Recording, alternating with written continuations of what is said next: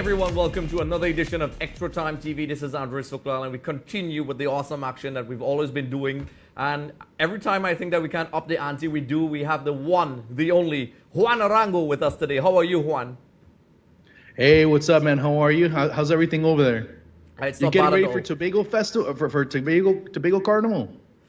Oh, that's a good question. Maybe you caught me off guard there. This ambush journalism. Maybe I might be Juan. I don't know yet. That's what it's all about. Yes, I know. I may do that after the show and start getting ready. You need to come across and have some fun with EXTV, and we go there and see how it goes. Try some Trinidadian food, Trinbagonian food. Oh, yeah. Definitely need to do that. I'll just leave it at that. Yes. So, folks, we're going to get straight into it. Obviously, everybody knows I'm a huge fan of South American football. But before we get into that, folks, keep your eyes peeled on the screen. We're going to have those QR codes popping up. Have your mobile devices ready to scan, because when you do that, you also get a chance to win a copy of EAFC and maybe the distinct honor of trying to play me. And hopefully I don't lose. I think I'm pretty okay, but we'll try that out. And also you can comment, say whatever you want to say, and ask questions, and even throw some questions on myself, Juan, and all our other guests, Shaka Hislop, Thomas Rongan, and so on. And who knows who's going to come next. So we're going to get straight into it. The Copa Libertadores is coming up, Juan. It's very close. Boca Juniors versus Fluminense. It's going to be played at in Brazil. I'm a huge fan, and I'm just going to go into some quick details really quickly before I get your feedback. Sure. Go ahead. Shoot. So, Fluminense, they were founded in 1902, participated in the Libertadores final, and lost to Liga Deportiva Universitaria de Quito. Juan, you can tell me about my pronunciations. I'm working on it. I'm trying. And of course, we know Boca Juniors. I'll let you struggle. Don't worry.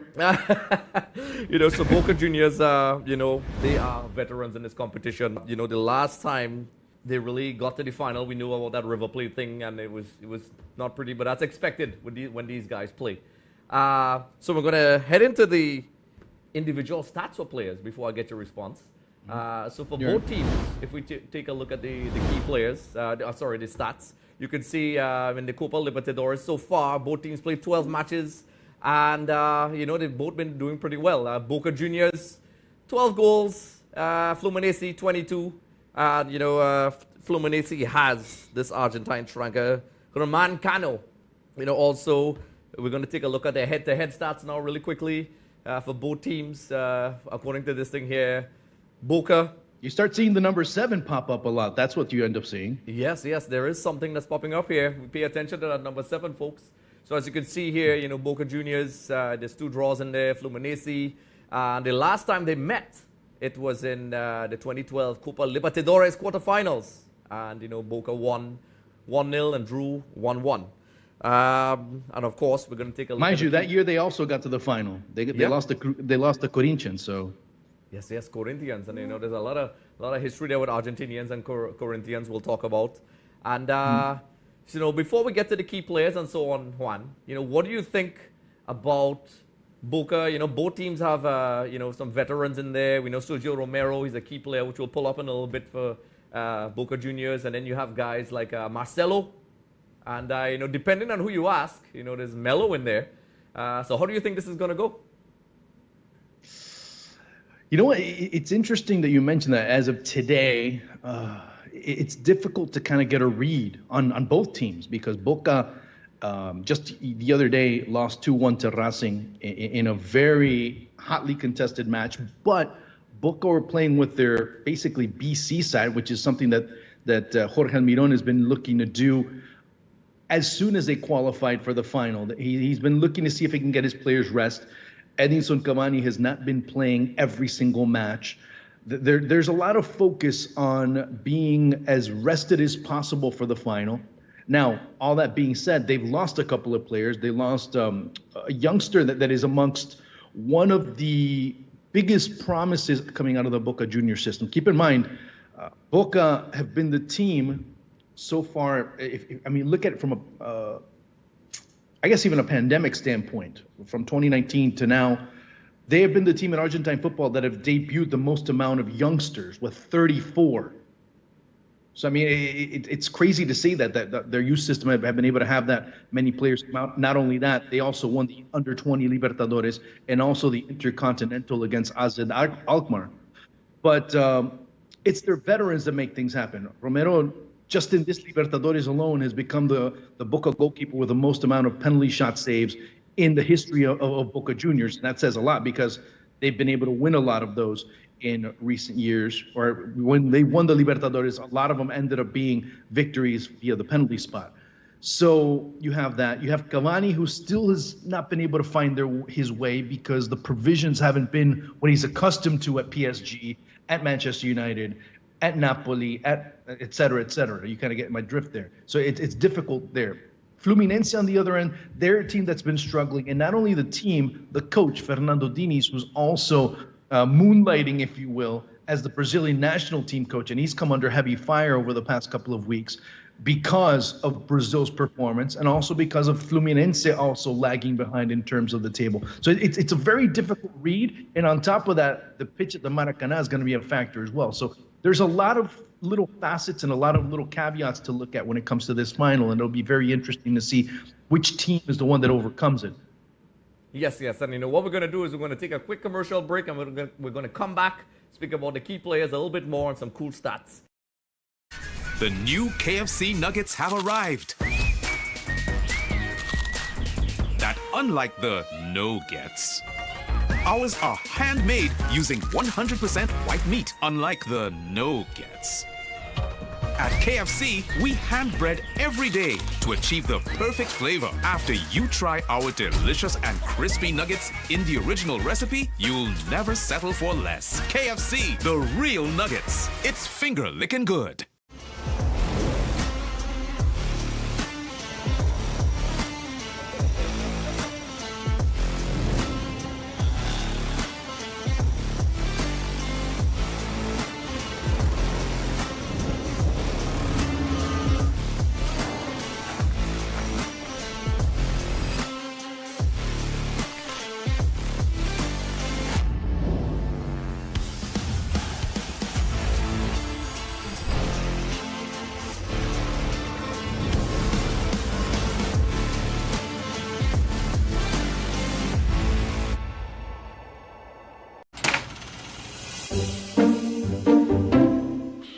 Hi, good day. You getting through? Yes, actually, I'm looking for Omega XL. Here we go. Right. Oh, they're hiding line back there. We do have some alternatives as well, right? These are a lot cheaper. Time is hard and things, That's so you might want. cooler, but I'll still take the Omega. Hold on, I know you want the Omega, but you ever heard of inflammation away? This thing is the top seller on the market. You Listen, cannot- unlike them other brands, Omega XL have no fishy aftertaste. It's easy to swallow, and it made from the pristine waters of New Zealand. Not that labas water they're making them other brands with. Well, boy, imagine as a pharmacist, and I didn't even know all that. Well, now you know. Sheila, order some more Omega XL. Everybody need this. All right, folks, and we're back, and we're talking about the Copa Libertadores final. Some people may be talking about the UEFA Champions League that took place right now, but we love South American football, and we have, Juan Arango here, the ultimate person to talk about these things. Juan, we're going to continue our discussion. Let's take a quick look at the key players for this matchup. There's a lot of them, but we narrowed it down to two from the lovely folks of SofaScore who have provided us with this wonderful data. And it's as just to build on what you were saying, Sergio Romero, who's a goalkeeper, you don't see this often. I'm a huge fan of him. He's good at shootouts. Everybody knows him for Argentina. He's always been a bit of a bench warmer for teams, but he always stepped it up for his national team. But for Boca, if you take a look at his stats, 12 matches, 34 saves, 20 saves inside the box. Penalties saved, 7. 7 again, Juan. It's coming up again.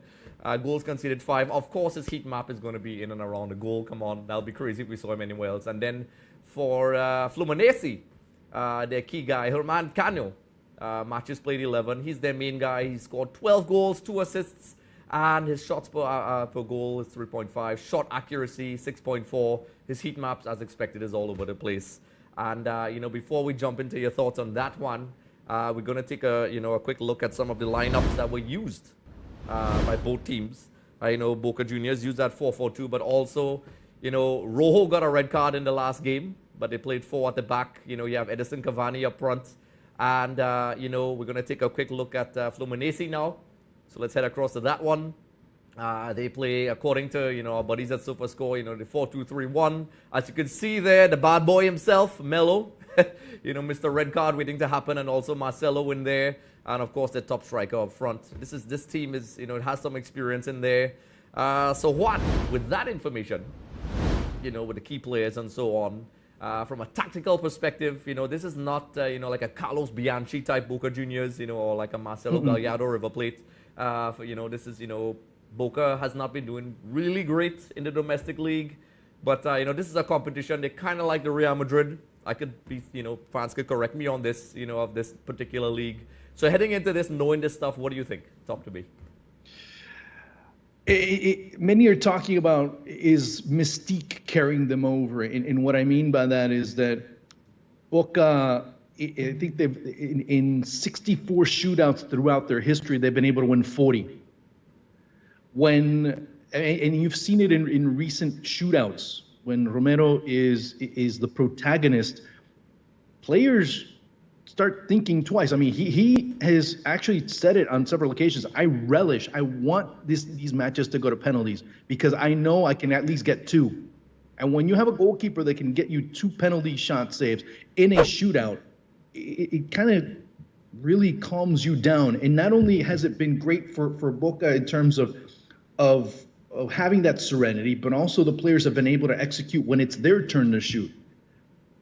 It's crazy because we talk about that, or people have talked more about that aspect in Libertadores play of Boca than how they've actually been able to play. Their best match in the group stage, or actually outside of the group stage, I should say, was the return leg against Palmeiras, where the coach almost ends up bungling it up with the substitution patterns that he ends up establishing, with the unnecessary changes, and kind of more alarmed to try and maintain the result than try and go and kill off the match, so much so that that Palmeiras are able to come back and equalize and send the match eventually to penalties. And if it weren't for Romero and the tremendous performance that he had in that second half, I don't know if Boca would have even advanced, because their play has not been very good. They have not been very good for a while. And there's a phrase that Juan Román Riquelme was able to bring up, because many in the media in Argentina, and that this is another issue we could delve into later on at some other point, as far as where the media are and how they look for anything to try and get at Boca. They said, well, Boca is not a worthy champion. Boca's not a worthy this. Boca's not a worthy that, because they don't play well. And Riquelme's answer ends up being, well, then we might end up being the least worst team in Argentina. That's an you end up interesting way to put it. Point. Well, yeah, because the media, over the past couple of years, they've always found ways in the Argentine media to go and say, well, Boca's not a deserving champion. Boca doesn't deserve to be the winner. Boca, and mind you, if you look at the last 8 tournaments, Boca won 6, or excuse me, they won 5. Correct. Yet the media continues saying, well, no, Boca don't deserve to win, but River won it this past semester running away, and all of a sudden they're saying, Bayern Nunez and River Munich, and De Michelis is bringing the German style of football into Argentina. And it's only one semester, and it's only been that. So you end up seeing where the media in Argentina end up going, and it's, look, in Argentina, there's 2 things that sell. Boca in chaos, and Boca losing, and the third thing is Boca winning. That's interesting, because I'm a huge fan of putting my professionalism aside, I love Argentinian football. I also love Boca Juniors, and it's interesting, the little dynamics heading into this game, because you would think they would be the most celebrated club down there, which we'll probably discuss later on, maybe in our separate segments. But that is very interesting. And just to wrap this particular point up, I'm going to take a look at the last 5 matches for both teams, and we'll definitely give our conclusion. So obviously, Boca Juniors Fluminense, you can see here on the screen that Boca is they're not very consistent. Kind of building up with what you're saying. They're not the most all-powerful Boca like in the past, and just for the sake of time, we're just going to get straight to it. Who do you think is going to win this game, Juan? It's a tough one, I know. They're both struggling. I mean, that's basically the point. I know it's a tough one. If if you look at it based on where they're playing and who's been better overall, you probably end up saying Fluminense. You have to, knowing that it's at Maracanã. But if there's been a team that has gone into Brazil and has been successful historically, it's been Boca. They've gone and won Libertadores against Palmeiras. They've won in Libertadores in Brazil against Grêmio. So they've been able to do it throughout history. That mystique is still there. Is Fluminense immune to that? And we'll end up finding out. But right now, you'd have to say, if it goes to penalties, it's Boca. But if in the 90 minutes, it definitely could be Fluminense. Yes, yes, and just to end things off before we head to another commercial break, Boca Juniors now have a chance to match Independiente's 7 trophy haul, so that's going to be impressive. I know everybody talk when they speak about global trophies, they talk about Real Madrid. That's why Independiente fans are rooting for Fluminense. Yes, yes, I can see that. I can totally see that. And Fluminense, looking for their first title. So we'll see how it goes. I agree with you. I think it's a very difficult game to call, and it's fans, you can let us know what you think in our polls, which I'll put on our Instagram and what used to be called Twitter. So I think it's going to be an ugly win for Boca Juniors. I think it's probably going to either be a 1-0 or they're going to go to the shootout, which Romero loves. Scaloni is probably thinking about. What's crazy, there's a possibility that Boca becomes the first Libertadores winner ever to not win a match after the group stage. Oh, wow. Okay, so with that being said, we're going to head to our commercial break and we'll be back. The new KFC nuggets have arrived. That unlike the no-gets. Ours are handmade using 100% white meat, unlike the no-gets. At KFC, we hand-bread every day to achieve the perfect flavor. After you try our delicious and crispy nuggets in the original recipe, you'll never settle for less. KFC, the real nuggets. It's finger-licking good.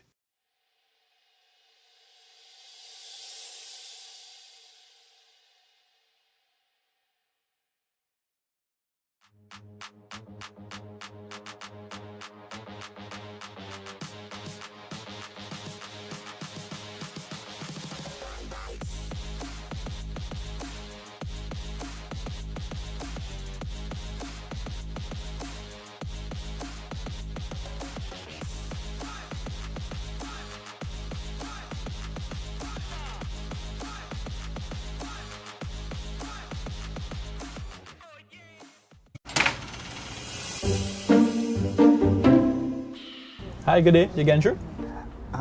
Yes, actually, I'm looking for Omega XL. Here we go. Right. Oh, they're hiding line back there. We do have some alternatives as well, right? These are a lot cheaper. Time is hard and things, so you might want. But I'll still take the Omega. Hold on, I know you want the Omega, but you ever heard of inflammation away? This thing is the top seller on the market. Listen, unlike them other brands, Omega XL have no fishy aftertaste. It's easy to swallow, and it made from the pristine waters of New Zealand. Not that labas water they're making them other brands with. Well, boy, imagine as a pharmacist, and I didn't even know all that. Well, now you know. Sheila, order some more Omega XL. Everybody need this. Hey everyone, and we're back, and we have, like I said, and I'm going to reintroduce him over and over because he is awesome, Juan. We're going to talk about South American football. We're going to head over to international football. We all know, it's old news already, that Neymar has suffered a major injury. He's going to be out for a really long time, and this is, really bad news for Brazil. It raises the question. Brazil have not been really perfect in qualifications so far. It's not been the Brazil that we know. They're not on top of the league, and we're going to take a quick look at Neymar's stats really quickly. So let's pull that up. Neymar has played 4 matches, scored 2 goals, 3 assists. All this from the wonderful folks of SofaScore. And with that being said, let's take a look at their last results. Brazil played Venezuela and Uruguay, and statistically, if you've seen the Venezuela game here, kudos to Venezuela. Moreno's going to love this, but 70% ball possession. And let's pull up the stats for the other game as well, because there's a point to this. When they played Marcelo Bielsa, El Locos, Uruguay, and you can see in both games the possession by Brazil. They dominated possession in a lot of ways, but the results were not great. So Juan, Brazil has some tough games coming up. They have to play Argentina, and how does this affect Brazil's campaign and also heading into the Copa America? next year? Well, it's huge. I mean, when you lose a player like Neymar, it ends up being exactly that. It ends up being a major blow. And I mean, you see those numbers, but you don't realize that Venezuela as well as Uruguay were able to dictate where the match was going to be played. Venezuela, yeah, a little bit further back, a little bit deeper, but they really didn't allow Brazil much space in the middle. They'd have to go out wide, try and see if they can try and break down in a 1v1, but that 1v1 ended up being 1v2 or 1v3 out wide. And not only that, there were some opportunities that were missed by Brazil against Venezuela. To a certain extent, you could have even said that Brazil kind of, brushed it aside, saying, "Oh, Venezuela, no big deal."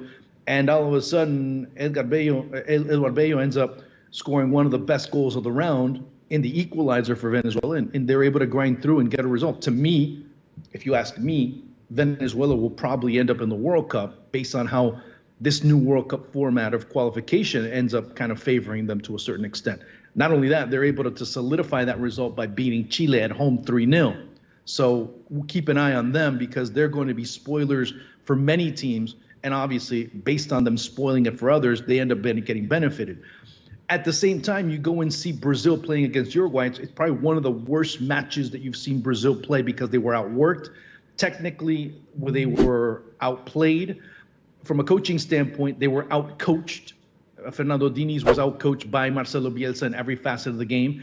And Uruguay were able to pretty much out-hustle and outwill Brazil in a very important victory for Uruguay. The first one in nearly 2 decades in World Cup qualifying play in Uruguay against Brazil. So it tells you a great deal of how much this team is struggling collectively right now.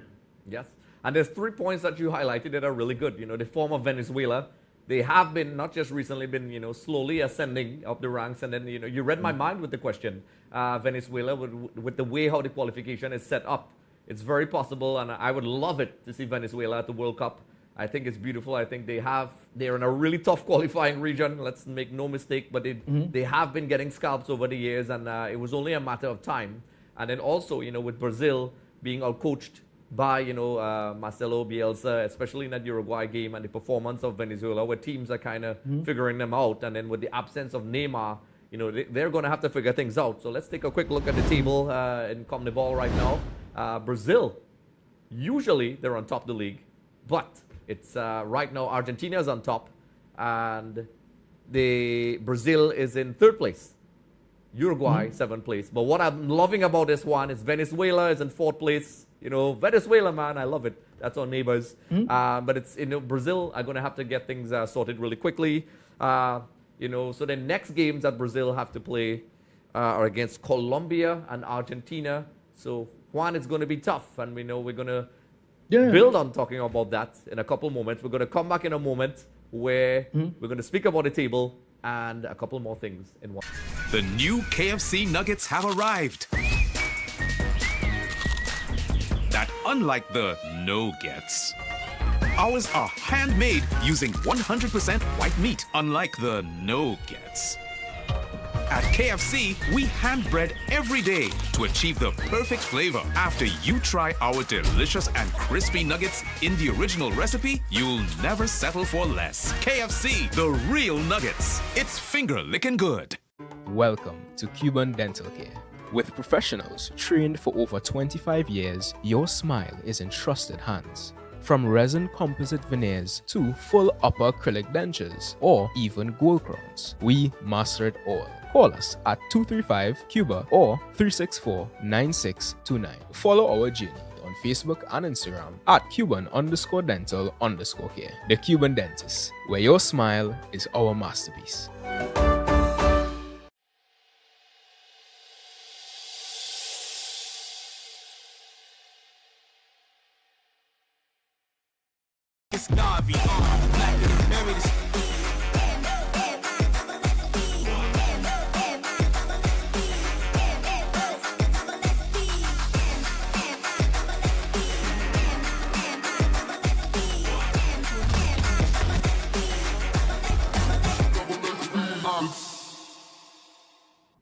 All right, ladies and gentlemen, and we're back, and we are with Juan Arango. And for Instagram Live followers out there, we're doing this we're doing this globally. It's going to be seen regionally and obviously reaching out to our fans in South America. So Juan, let's get into the Ballon d'Or. It's something that I roll my eyes at, and I asked Terry Fenwick on our previous show about it as well.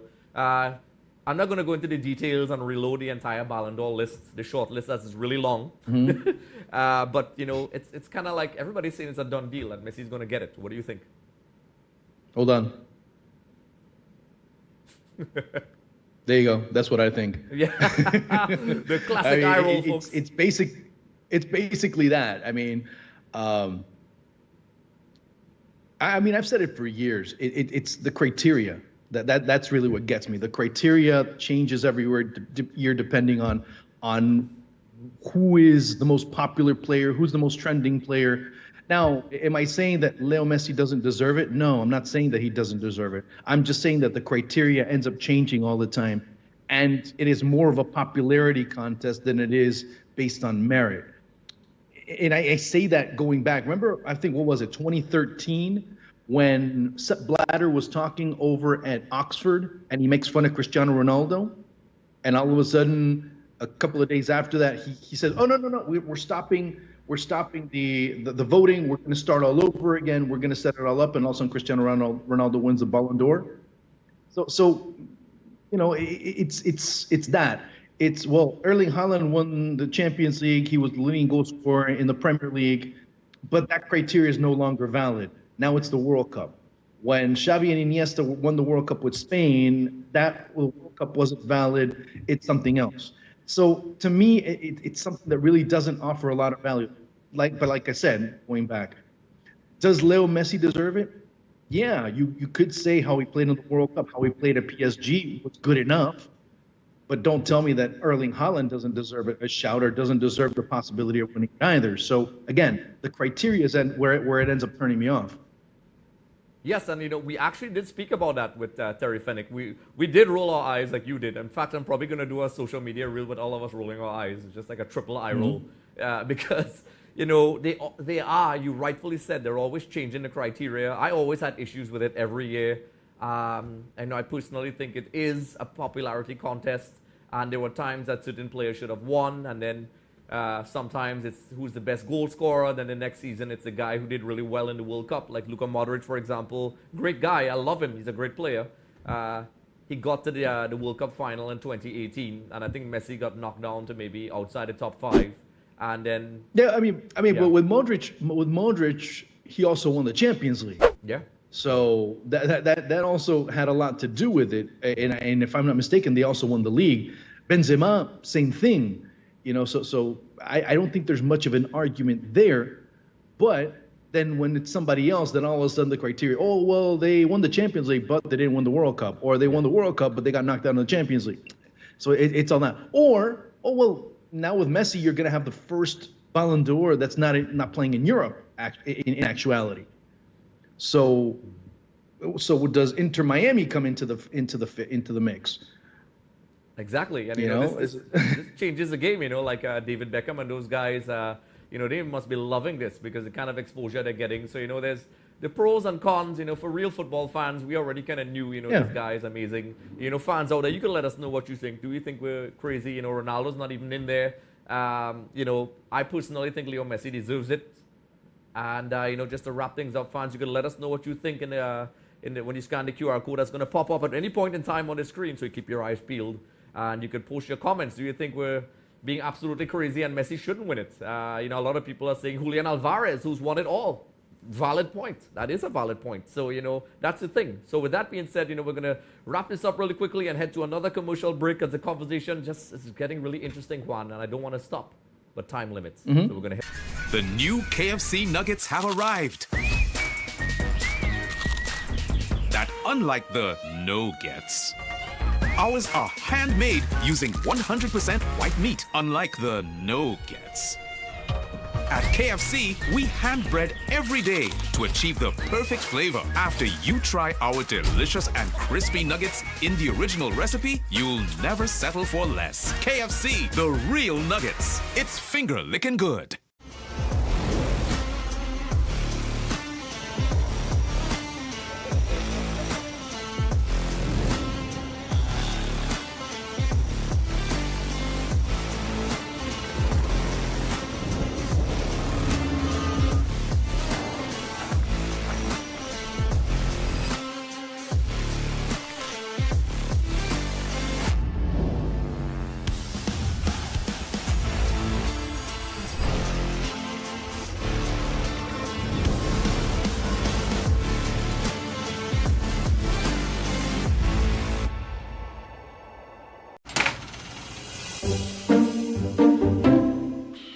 Hi, good day. You getting through? Yes, actually, I'm looking for Omega XL. Here we go. Right. Are they hiding line back there? We do have some alternatives as well, right? These are a lot cheaper. You know, time is hard and things, That's so you might want. cooler, but I'll still take the Omega. Hold on, I know you want the Omega, but you ever heard of inflammation away? This thing is the top seller on the market. You Listen, cannot unlike them other brands, Omega XL have no fishy aftertaste. It's easy to swallow, and it made from the pristine waters of New Zealand. Not that labas water they're making them other brands with. Well, boy, imagine as a pharmacist, and I didn't even know all that. Well, now you know. Sheila, order some more Omega XL. Everybody need this.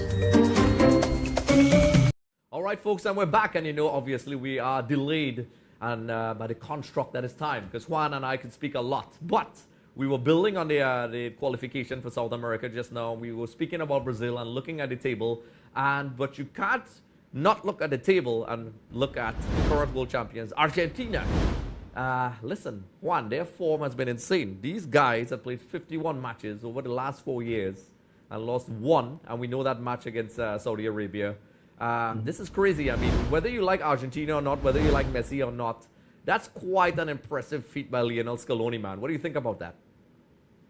Unexpected, because to be honest with you, I mean, go back to the end of the World Cup in 2018, and all of a sudden they say, oh, Lionel Scaloni is going to take over on an interim basis. Like, why? He doesn't know anything. He's not a good. There was actually people in Argentine media that are looking for ways to try and get Lionel Scaloni sacked. There were some that didn't even want Argentina to win the World Cup because they wanted to begin a new process with someone else. Now, of course, that ends up being shut down very quickly, wasn't it? Especially, like you said, 51 matches, they've only lost once. That tells you a great deal. Yes, I remember that when he was first hired, I was very skeptical. I mean, I knew him as a player for Deportivo and things like that. You know, he had a little time at Lazio, and my eyebrows were raised. I was like, that's an interesting choice after Sampaoli. Oh, you know who wasn't? I have to give him credit. You know who wasn't? Who's that? A former teammate of his, Nigel Reo-Coker. Oh, wow. He said, yeah, he's smart. He's a smart guy. He's gonna do a lot more than you think.